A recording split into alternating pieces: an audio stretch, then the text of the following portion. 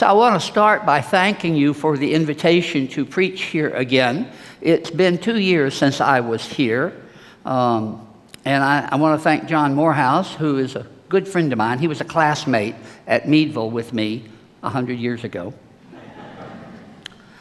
And so I hope that last week you had torrential rainstorms here, and I hope that that didn't cause any damage to any of you. I was coming back from Milwaukee, where David was, and on Sunday, and I encountered some of that mess.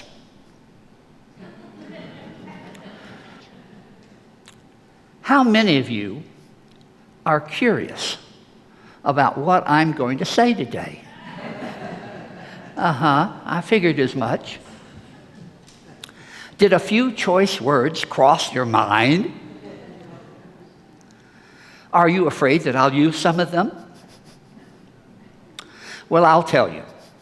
This sermon is PG rated by the Sermonic Review Board as suitable for all audiences. Now, I just made up that organization.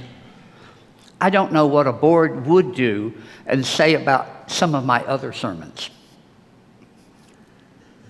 I grew up in a rather dysfunctional family in Memphis, Tennessee. As a young child, I witnessed both of my parents drinking and smoking heavily in the house. I was the youngest of 3 boys, living in a 3-bedroom house with my parents and my grandfather in 1 bathroom. While he was alive, my grandfather shielded me from some of the verbal confrontations between my father and my mother after they had been drinking too much. But still, I was assaulted with language not fit for the ears of a young boy. There were times I ran out of the house into the neighborhood to escape what was happening inside the home. Now, fortunately for me, my parents moderated their drinking during my teenage years, and life was much quieter for me and for them. Now, if you've lived any amount of time, you would be familiar with all of the words that are only 4 letters that we have used to throw at each other in insulting ways. Some describe physical acts between 2 people. Others identify specific body parts. And still others name objects from human functions. Now, I bet you now are all trying to name all those words in your mind as I speak. So all I have to do is name the first letter, and you may know what that word is. S, F, C, D, H, and P are now common in everyday speech. And there's probably other letters I could have used, but you get the gist. Now, if you don't recognize that letter, good for you. You haven't been exposed to it. But I overheard a young man on his cell phone in a grocery store using some of those words in a casual conversation. Didn't care who was around him. And we now say damn and hell without thinking, and we forget that once they were forbidden words in civil society. When I was a student in Chicago, almost 40 years ago, I was doing my internship at Third Unitarian Church in Western Chicago. Reverend Don Wheat was my internship supervisor, with the express purpose of helping me to understand the day-to-day work of a parish minister. This included writing sermons and preaching to the congregation. Well, on one particular Sunday, I was sitting in the pews while Don was preaching. Now, he was a down-to-earth kind of guy with few pretensions. All of a sudden, he used a 4-letter word in a sermon to describe a certain situation happening in society. Probably something political, knowing Don. I was shocked that he or anyone else would use such a word in a sermon. I recall that the congregation didn't react at all, but took it in stride as the service went on. Now, afterwards, I asked him, well, why did you use that particular word? Well, he responded that the word succinctly encapsulated what he was trying to convey in the sermon. I never forgot that lesson. I've only used 4-letter words in a sermon very, very rarely. But now I want to explore with you all of the 4-letter words that we are most appropriate to use in a congregation. I can think of many that we use all the time. These words need to be in our vocabulary as we live into our faith as Unitarian Universalists. Now, the big one I'll start with is love. Our General Assembly changed the bylaws recently to emphasize love, and the new language reads as such. Section C-2.2, Values and Covenant. As Unitarian Universalists, we covenant, congregation to congregation, and through our association, to support and assist one another in our ministries. We draw from our heritages of freedom, reason, hope, and courage, building on the foundation of love. Love is the power that holds us together and is at the center of our shared values. We are accountable to one another for doing the work of living our shared values through the spiritual discipline of love. Now, love has been at the center of universalism since its founding in America by the Reverend John Murray in 1770 over at Barnegat Bay in New Jersey. Anyone ever been to Murray Grove? A few of you? Yeah. So you know where it is. It's on the Atlantic Ocean almost. Well, Universalists believe that God loved humanity so much so that God would never condemn people to an eternity of punishment in hell.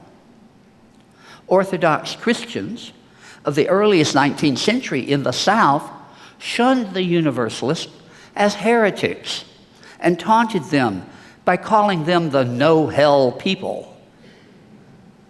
Well, I recently gave Janet, my wife, a T-shirt that reads, "Love the hell out of this world." So if love is at the center, how are we to live our shared values as people of faith? I think we need some additional 4-letter words that will amplify how we love each other. You might think of others in addition to this list. It's not comprehensive. We don't have all day. But first up is care. If we are to center love, then we are to care for one another and our earth. Now, I'm using the sense of one another in that broader context. It isn't just the people in this room or this congregation, but the people in our community, our state, our country, and our world. Several years ago, Janet and I had solar panels put on our roof. I think y'all have solar panels here, don't you? No? Someone's saying yes, and some people are saying no. So yeah, so they might be. You'll have to go out and look. Well, in Delaware, the electrical utility has to buy any excess power that we generate and give us credit. We have a meter that goes in both directions. We drive an inexpensive electric car that I drove here today, and we do recycling as much as is humanly possible. But in addition to those activities, I've also recently begun giving out small amounts of money in microloans to people around the world who are trying to improve their lives.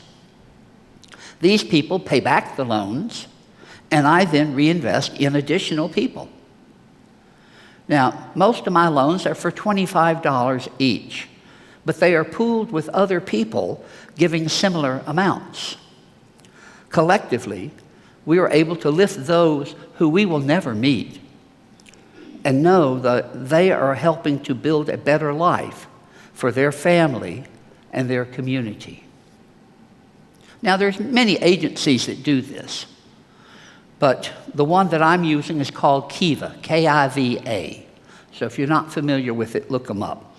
That is my vehicle for loaning money. They are a nonprofit with partners all over the world. And so over time, I've added to that total, and I now am loaning close to $1,000 to 36 individuals in 13 countries who are paying me back so I can in turn loan it back out again. So think of what the impact would be if each of you loaned out just $25 to another person. Now, knowing that it's a higher cost of living area, I would bet that a meal out here in a restaurant costs more than $25, especially if you have something to drink. Closer to home, we support the local food bank with regular monthly donations. Now, this leads to another word that I think we should be using in church. Our extending love into the world gives us and others hope for a better world, for a better tomorrow.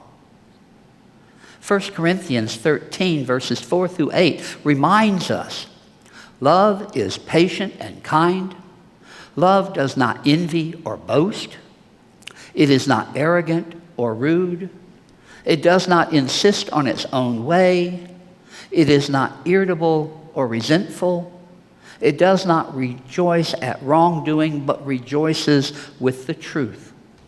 Love bears all things, believes all things, hopes all things, endures all things.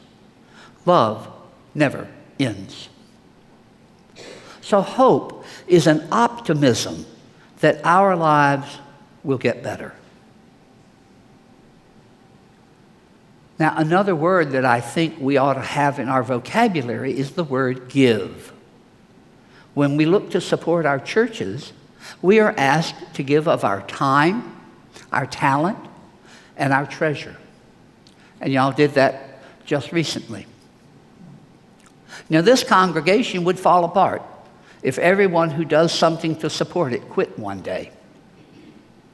Think about all the people who put this service together. You've got your AV team, you've got your worship associate, you've got your board of trustees, you've got your musicians, you've got the ushers, and you've got the people who are making sure we'll have something to drink and eat after the service. Not to mention there was probably someone cleaning this place earlier.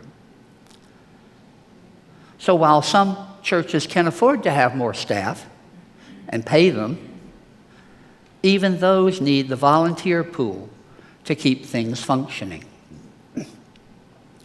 Back at First Unitarian in Wilmington, I'm trained to be part of the AV team, and I do my stint back behind the desk back there. We have it up in our balcony, and running the equipment and interfacing with the people who shape the service and making sure that those online, hello online,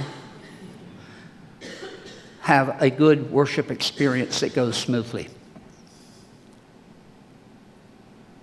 And I don't think I need to dwell on the treasure part of the word give, do I? This congregation needs to pay its bills for maintaining the building, paying its staff, contributing to the larger Unitarian Universalist Association, and supporting the other charitable activities in the community, like you did during the offertory today. We're long past the days when a barter system would suffice. I don't know any of you have offered a chicken to Reverend John Morehouse as part of your payment. What about the word hear? That is, to listen, not to be someplace. Not here, but here.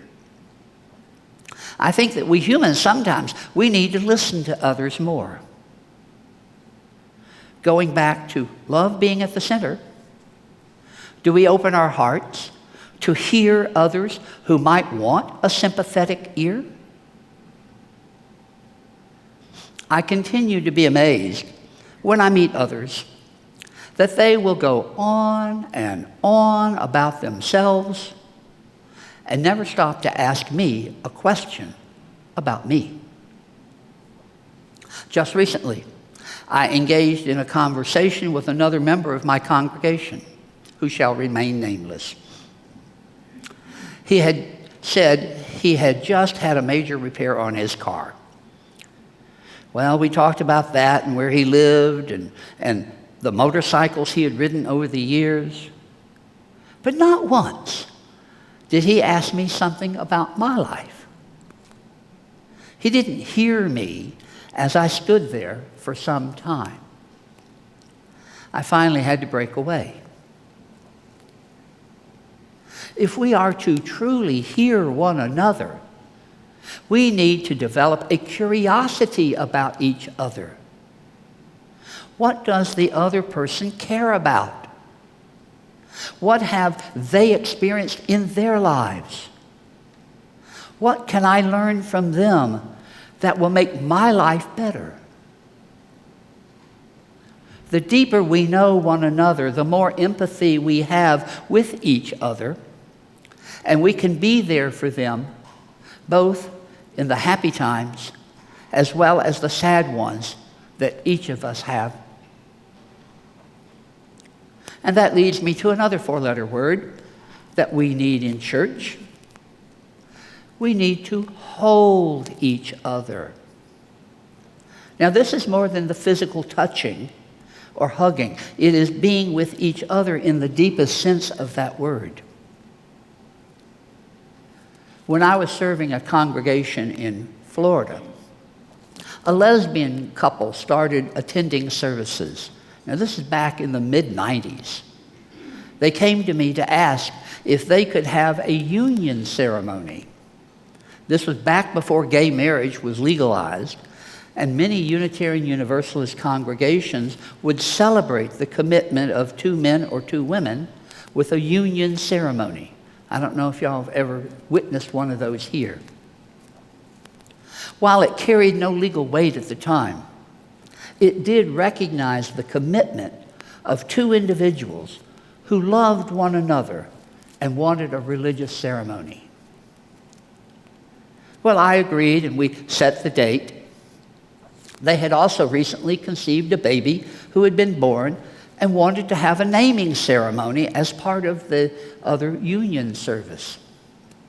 Well, the congregation hadn't always been welcoming to LGBTQ plus people. They didn't want to be known as the gay church in town. But with patient work, the congregation had come around, and we were ready. Back then, we had the Women's Alliance, which took care of food and drink. Did y'all ever have a Women's Alliance here?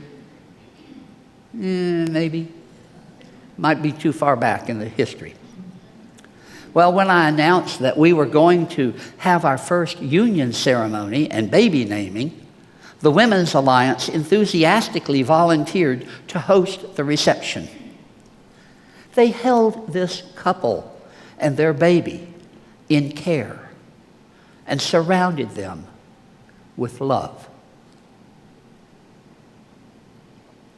Now, there are many more four-letter words that I could name. I haven't mentioned pray, which is used for our aspirations of ourselves and each other. Given the shape of the world today, we need to pray. We need to pray for common sense to prevail in our national leaders. Right now, the world is in a very dangerous place. I haven't mentioned rest or busy. We need to sometimes step back to rest, to recharge ourselves. Now, the Unitarians took the summers off in Boston, and they closed their churches. The joke was that the Unitarians were the only ones God trusted to come back in the fall. And we shouldn't be so busy that we lose sight of why we have a church in the first place. Remember that if love is at the center of our faith, let us not be so busy that we forget what we should be doing to make our world better for each of us. The last word I want to use is gift. You, each of you, are a gift to this congregation. You bring your energy, you bring your curiosity and your passion to this congregation each Sunday that you are here. Never feel that what you do is not appreciated by others. Now, they may not say it directly to you, but you are noticed and you are missed when you aren't present. You matter in other people's lives. Now, my hope is that these four-letter words will resonate with you and inspire you to use them with abandon in your interactions with each other. They are much better than the other four-letter words in common usage. So remember to love the hell out of the world. Is that too much to ask? Amen.